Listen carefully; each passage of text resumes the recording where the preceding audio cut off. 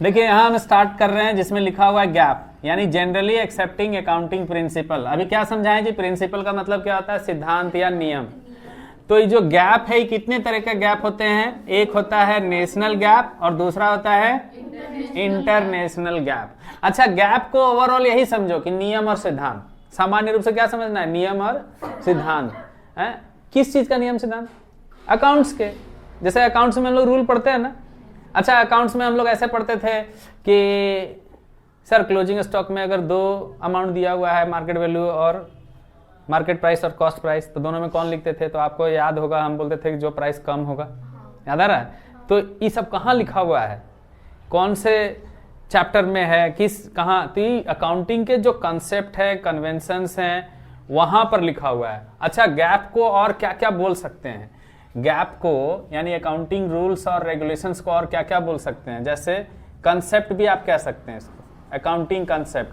अच्छा, accounting convention भी कह सकते हैं, कन्वेंशंस। और फिर रूल्स तो आप कह ही सकते हैं, प्रिंसिपल आप कह ही सकते हैं, प्रिंसिपल।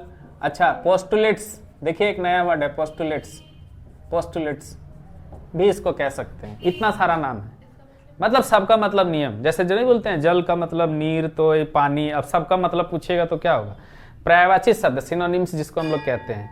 तो इतना कहा जा सकता है कि गैप यानी नियम और सिद्धांत, नियम सिद्धांत को accounting concept, accounting conventions, accounting rules, accounting principle, accounting postulates, कुछ भी नाम से जान सकते हैं। और ये नियम और सिद्धांत दो तरीके का है, एक नेशनल और दूसरा इंटरनेशनल। अच्छा, गैप का फुल फॉर्म तो हम लोग याद कर लिए।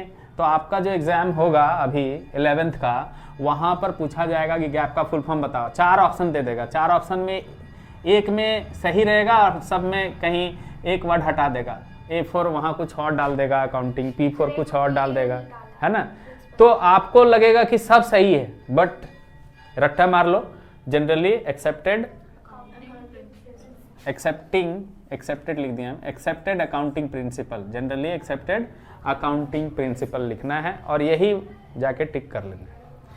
कितने तरह का गैप, नेशनल और इंटरनेशनल, यानी राष्ट्रीय सिद्धांत और अंतरराष्ट्रीय सिद्धांत। आ रहा है समझ में। हमारे देश में जितने भी राष्ट्रीय सिद्धांत हैं, अकाउंटिंग के जो नियम हैं, वो बनाने वाली संस्था का नाम क्या है, बोलो बोलो, ICAI। देखो वहां लिखा हुआ ICAI है, लिखा हुआ। तो ICAI का फुल फॉर्म इसका भी याद रखना पड़ेगा। तो ICAI एक गवर्नमेंट ऑर्गेनाइजेशन है, पहले तो ये बता दें आपको, ये क्या है, गवर्नमेंट ऑर्गेनाइजेशन। अगर CA की डिग्री लेनी है तो यहीं से लेनी होगी आपको।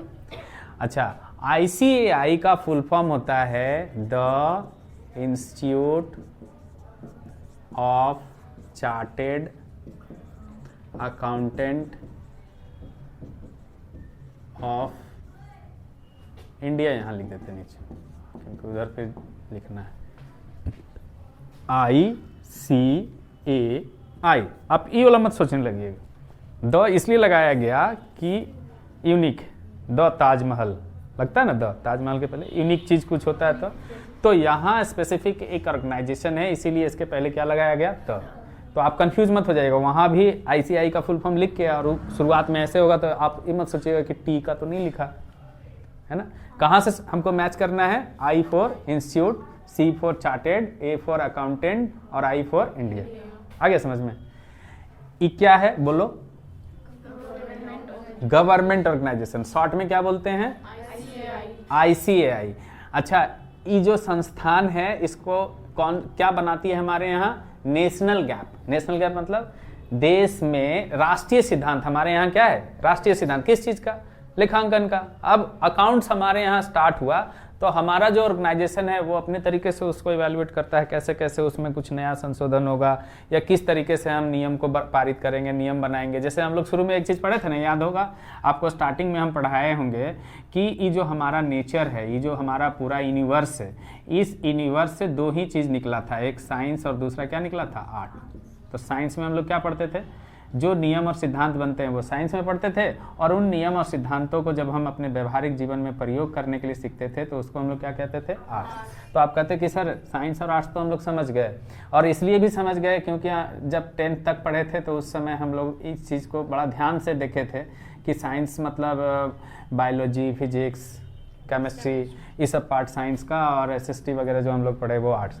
तो सर ये जो कॉमर्स अभी हम लोग पढ़ना स्टार्ट किए तो मेरे लिए बिल्कुल नया है ना।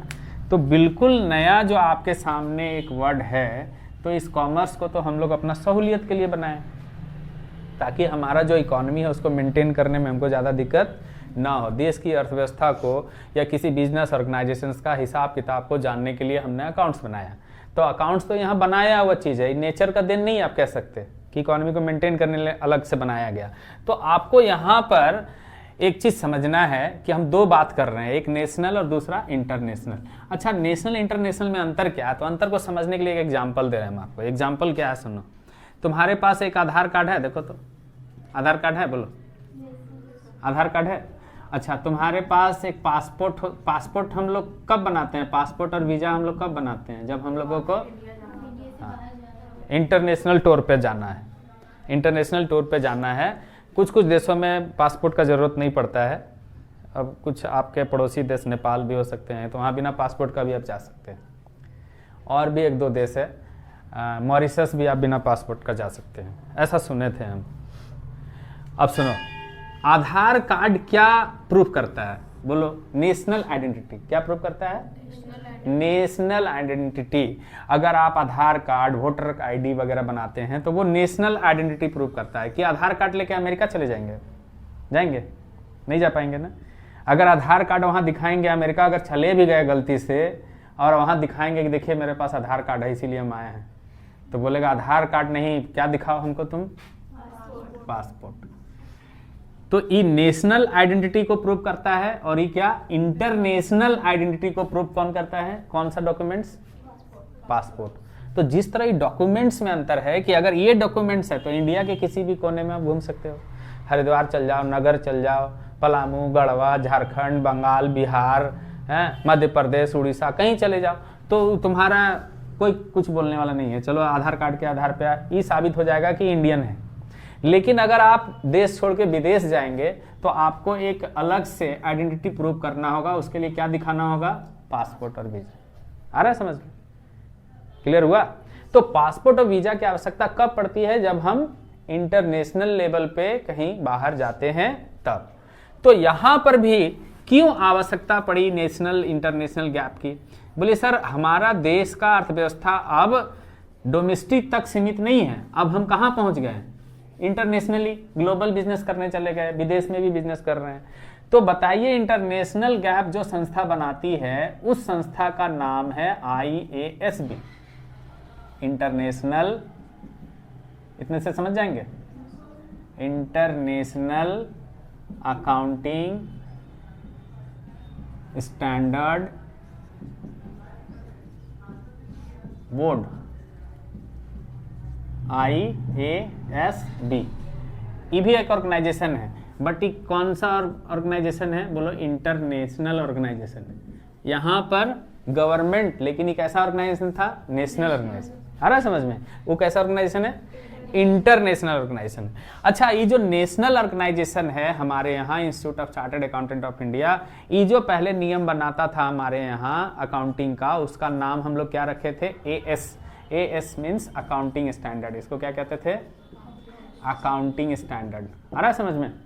लेकिन ये ओल्ड वर्जन था। अब नए तरीके से जो हमारे यहाँ अकाउंटिंग के नियम को अमेंडमेंट किया गया है उसको हम कहते हैं IND AS। क्या कहते हैं इसको? IND AS। क्या कहेंगे? IND AS। इंड इंडिया को रिप्रेजेंट ही कर रहा है, लेकिन नाम में संशोधन करके थोड़ा सा अलग लिखा गया। क्या लिखा गया? पहले AS, अब क्या लिखा गया? IND AS। आ रहा है समझ में? तो आप कहेंगे सर नेशनल और इंटरनेशनल ऑर्गेनाइजेशन का नाम तो हम लोग जान गए, नेशनल रूल्स का भी नाम जान गए, AS यानी अकाउंटिंग स्टैंडर्ड। अब हम लोग कैसे जानेंगे कि इंटरनेशनल ऑर्गेनाइजेशन के द्वारा यानी इंटरनेशनल अकाउंटिंग स्टैंडर्ड बोर्ड के द्वारा जो नियम और सिद्धांत बनाए जाते हैं उसका क्या नाम है? तो उसका नाम है IFRS। क्या नाम है? IFRS। तो IFRS का फुल फॉर्म क्या है? IFRS क्या है? कौन सा रूल है? बोलो, नेशनल इंटरनेशनल गैप। IFRS क्या है? International gap. और AS कौन सा गैप है? नेशनल गैप, है ना? ये दोनों क्या है? नेशनल गैप, और ये क्या है, इंटरनेशनल गैप। इंटरनेशनल गैप किसका फुल फॉर्म क्या है, IFRS का इंटरनेशनल, इसका भी फुल फॉर्म याद रखना, इंटरनेशनल फाइनेंस रिपोर्टिंग स्टैंडर्ड हो जाएगा। देख लो, IFRS international finance reporting standard, याद रहेगा। तो ओवरऑल एक सामने आपका पिक्चर है, और हमको लग रहा है कि यहाँ इसका फुल फॉर्म कर लो, इसका फुल फॉर्म कर लो, इसका फुल फॉर्म कर लो। खाली फुल फॉर्म नहीं रटा है, ये फुल फॉर्म का बेसिक क्या फंक्शन है वो भी आपको हम समझा दें कि हमारे देश में जो अकाउंट्स के नियम और सिद्धांत बनाते हैं उस संस्था का नाम ICAI, और जो विदेश में बनता है, इंटरनेशनल लेवल पे बनता है, उस संस्था का नाम क्या है, IASB। वहाँ जो नियम और बनता है उस नियम का नाम क्या है, IFRS। अब आप कहेंगे कि सर IFRS का रूल हमको क्यों फॉलो करना है, तो अभी आपको सिखाना है एग्जाम्पल से कि सर हम पासपोर्ट लेके क्यों जाएं। अरे पासपोर्ट इंटरनेशनल आइडेंटिटी प्रूव करता है, अगर आप चाहते हैं कि हम विदेश जाएं तो आपको पासपोर्ट बनाना पड़ेगा। अच्छा हम मेरा जाने का मन नहीं है तो हम नहीं बनाए हैं। अगर आप चाहते हैं कि हम बिजनेस इंडिया में ही करें, हमको विदेशों से कोई मतलब नहीं, ना लेना है ना देना है, तब मत करो, IFRS का रूल फॉलो मत करना। लेकिन भारत अब बहुत तेजी से इकोनॉमी हमारा क्या हो रहा है, तेजी बढ़ रहा है, और हम इकोनॉमी बढ़ाने के लिए केवल अपने देश तक सीमित रहेंगे तो क्या मेरा व्यापार बड़ा होगा, क्या हम इकोनॉमिक तरीके से आगे बढ़ पाएंगे देश में, नहीं बढ़ पाएंगे ना। तो अगर इंटरनेशनल लेवल पे आपको अपना व्यापार ग्लोबल तरीके से लेकर के जाना है तो आपको इस रूल को फॉलो करना होगा। और भारत का जो इंडेक्स है वो पूरी तरह इंस्पायर्ड है IFRS से। किससे इंस्पायर्ड है, इंस्पायर्ड बाय IFRS। जो इंडेक्स है ना, आ रहा है समझ में। अच्छा इंडिया में अगर ICAI संस्था क्या कराती है आपको, CA चार्टर्ड अकाउंटेंट करना है तो यहाँ से कर सकते हो, लेकिन अमेरिका में एक संस्था है ACA, वहाँ से कर सकते हो। याद है अकाउंटिंग का जो डेफिनेशन हम बोले थे, institute of AICPA, American institute of certified public accountants, AICPA भूल जाते हैं बहुत जल्दी। शुरुआत में अकाउंटिंग का डेफिनेशन देखिए आपका बुक में लिखा हुआ है, उस संस्था का नाम क्या है, AICPA। अमेरिका में एक संस्था है, अगर यहाँ से आप कीजिएगा तो ये CA का डिग्री नहीं देगा, ये क्या चीज़ का डिग्री देगा, ACA का डिग्री देगा। तो इसका सेंटर अभी एग्जामिनेशन सेंटर इंडिया में नहीं बनाया गया, पढ़ सकते हो।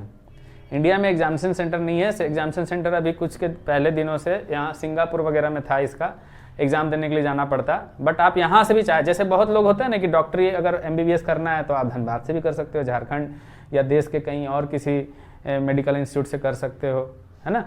लेकिन चाहे तो हम लंदन, अमेरिका कहीं भी जाकर के पढ़ के MBBS की डिग्री ला सकते हैं। उसी तरह CA की डिग्री ऐसा नहीं है कि केवल इंडिया में ही कर सकते हैं, अमेरिका जाके भी कर सकते हैं। तो अभी हम बेसिक बात पढ़ रहे हैं, क्या, गैप। और गैप कितने तरह का, 2। आ गया बात ना समझ में, इसका फोटो लीजिए फिर आगे बढ़ेंगे। अब इसमें क्या क्या कंसेप्ट और कन्वेंशंस होता है आगे ही पढ़ेंगे हम, कि कंसेप्ट और कन्वेंशंस आपका बुक में 13-14 ठो दिया हुआ है। अब सबको एक एक करके हम लोग क्या करेंगे, एक्सप्लेन करेंगे और समझाते जाएंगे कि इसका मतलब क्या होता है।